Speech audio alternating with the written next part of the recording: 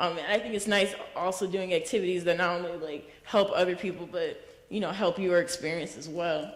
So I got into things like that, and I think when you are when you're a student here, especially when you're not a part of, I guess, the mainstream culture, I think people agree that there is a mainstream culture at UVA.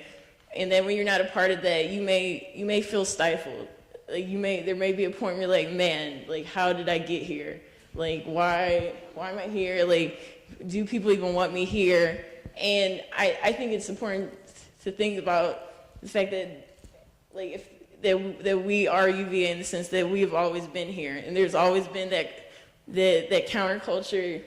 They also talked about countercultures before, but there's always been a counterculture, and that's the only reason why UVA is the way it is, because it had that other dialogue. And when you think about honoring people like Ella Baker, it's honoring that counterculture. It's honoring all our founders. We think that Thomas Jefferson and George Washington and Benjamin Franklin and all our great founders were the founders of this great nation. It's people like Ella Baker and the slew of people, my grandparents, that made Virginia the way it is today. And also my family's from Virginia. So I guess, I feel like I should get in-state, but I don't. But my family is actually from Gordonsville, and just like many African-American families, we participated in the Great Migration, to the north to get industrial jobs. And then, now Cleveland has no industry because, that was also a failed promise. But I just think about things like that and why we get involved. And I think it's very important for students to think, or to know that we do have the tools. And I think that's something that many people, many faculty, when you talk to older people, there's that sense of of jadedness that, they've already seen this. These are issues that people have been working on. But I think in this time and moment, especially when you see people, in Egypt to Wisconsin to here, that everyone's asking the same questions, and we are going to get the answers. So I think our biggest power is our will, and that's always been the issue when making change. It's never that people don't really know the answers or what to do, it's whether they have the will to do it. And honoring people like Ella Baker, who had a lifetime of will, it just shows that it's only going to take a lifetime of dedication to kind of correct these great these great issues in society. So I think that I'm going to hand over the microphone because I'm done. Well done, Hallie.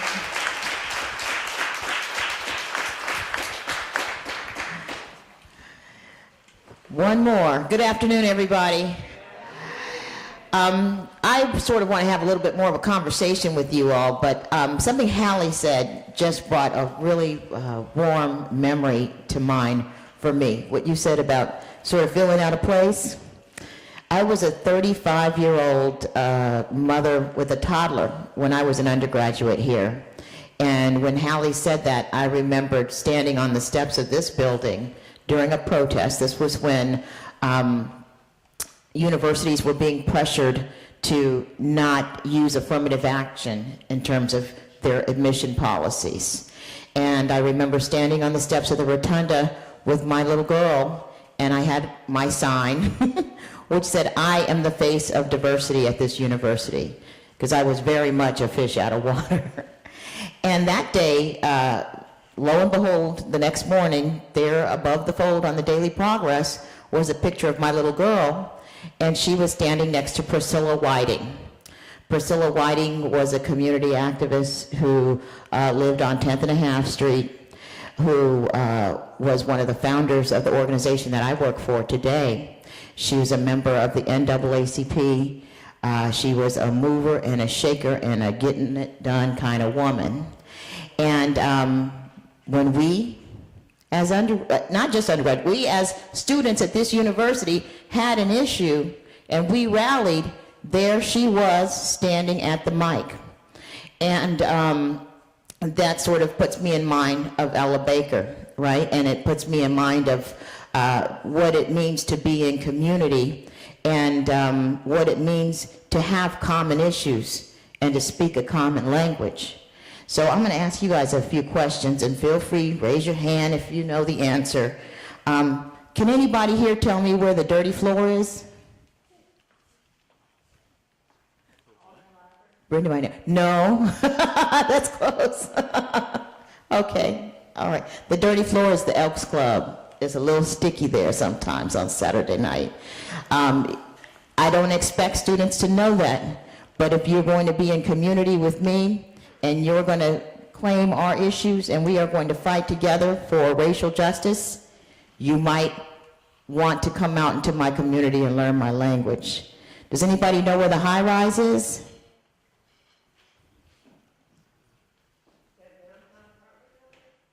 Bingo! Yeah, it's Crescent Halls. It's the elderly and senior public housing. That's 8 stories high. But this community has its own language, it has its own issues, and the way we move those issues is to be in community and to build relationships with one another. Before I became a student here, I knew what grounds was, I knew what the rotunda was. So I challenge you all, if you want to become student activists, to just step off grounds and build some relationships. Thinking about Ella Baker and her legacy, when we're talking about the civil rights movement, it's a little easier, right? Because there was a common issue. Civil rights and the restrictions that black people were experiencing, they experienced them at the academy as well as in the neighborhoods.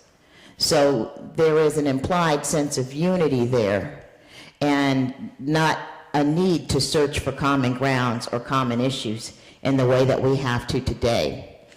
From where I sit, there's a lot of interest in student activism here at the university, and there's a lot of interest in community work, but it often sort of gets packaged as service or as charity, and there is no opportunity to identify ahead of time what are the issues that we both want to address.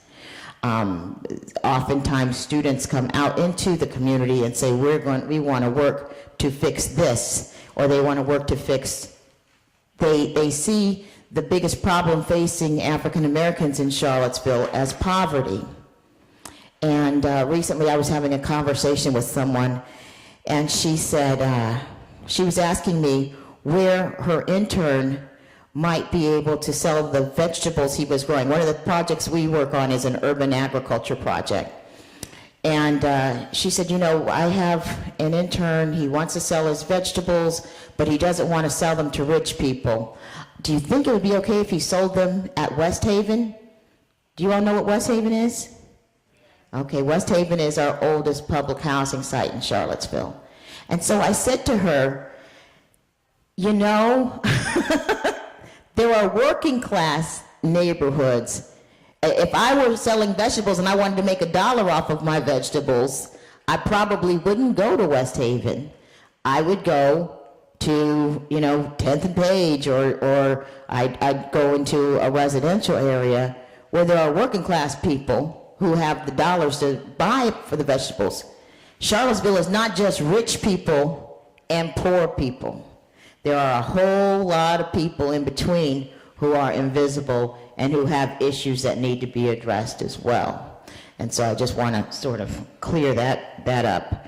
And I think when we talk about racial justice and understanding our community, our issues, and what has brought us to a place where we are so polarized, where we have more African American men in prison than were ever enslaved. We have to create spaces to have that public education, and that's what we do at the Quality Community Council. We do a People's College where we have classes, and we invite students and community members to learn about the history of this place and the history of our community, and to build relationships and community with one another from an equal standing. It's not about student activists coming to pour knowledge into your head, because they start, y'all start the semester equally ignorant, so. The other thing is thinking about how do we, when issues come up, how do we work together to address them? Last year, when Confederate History Month was declared, I had a student intern. Her name was Stephanie DeWolfe.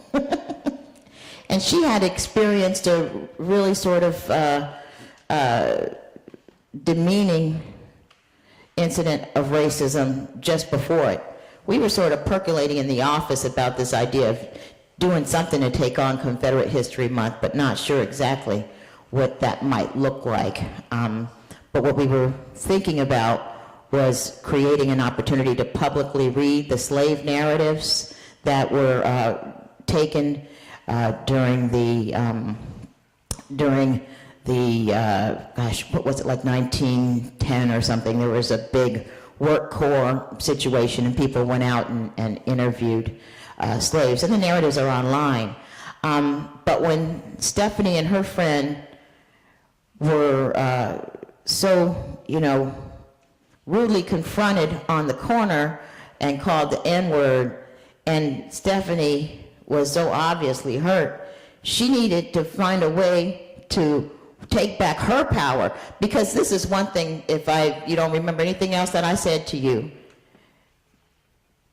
power is not given to you, you take it. It's never given to you. And so in order to take back her power, I said, Stephanie, you want to do a project? And she embraced it.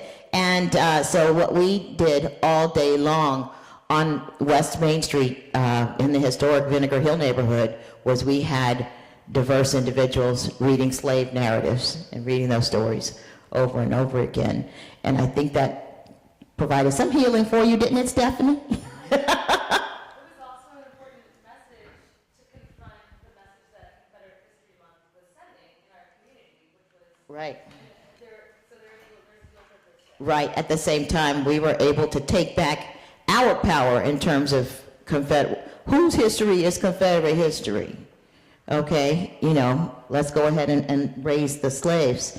So I think when we think about how community members engage with students and make change, we have to think about how we define community, which section of the community are we talking about, and it does not have to be narrow. I think students also need to think about the community that is the university. As a member of this community, of the university community, before I even went back to school and became a student, I engaged with students and with my neighbors to make change. The traffic light in front of the Budget Inn is something that we did as a coalition of students and spouses. We just took up a bunch of signatures and took them down to City Hall and said we need a traffic light.